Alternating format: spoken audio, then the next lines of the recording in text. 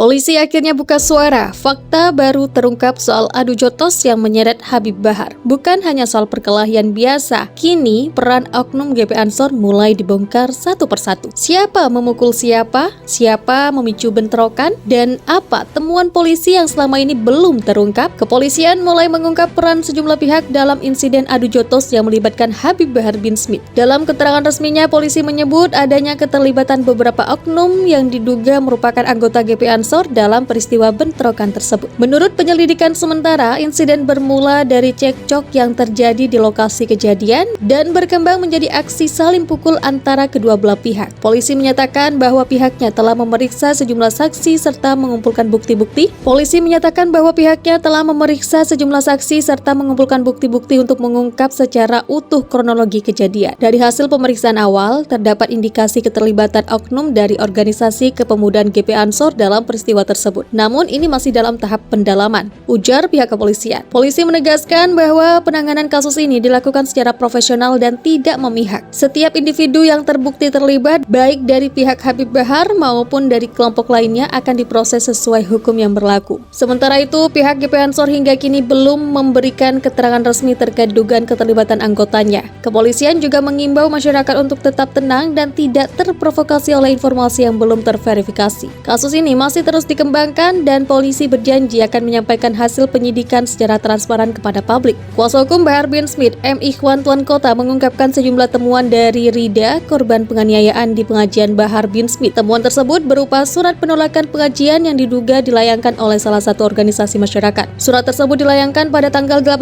September 2025 sebelum kegiatan Bahar berlangsung di Cipondoh, Tangerang. Namun Ikhwan tidak menjelaskan detail surat permintaan itu ditujukan ke pihak mana. Terkait penolakan pengajian Habib Bahar bin Smith di Cipondoh, kata Ikhwan di Polres Bogor, Senin, 2 Februari. Tidak hanya itu, dari pemeriksaan ponsel milik korban, diduga korban tergabung dalam grup WhatsApp internal ormas tersebut. Hal ini yang memperkuat dugaan bahwa korban datang untuk menolak kegiatan pengajian Bahar bin Smith. Handphone yang dipegang oleh R itu masuk dalam grup, tegasnya. Sebelumnya, Bahar bin Smith ditetapkan sebagai tersangka oleh Kepolisian Resor atau Polres Metro Tangerang Kota dalam kasus penganiayaan terhadap anggota Banser Kota Tangerang. Kita sudah tetapkan tersangka dan mengirimkan panggilan kepada tersangka untuk hadir dimintai keterangan pada Rabu 4 Februari 2026, kata Kasat Reskrim Polres Metro Tangerang Kota AKBP Awaludin Kanur di Tangerang, Minggu 1 Februari, dikutip dari Antara. Menurutnya, penetapan tersangka kepada Bahar bin Smith tertuang dalam surat pemberitahuan perkembangan hasil penyidikan atau SP2HP nomor B-1-res-1-1-24-2026 garing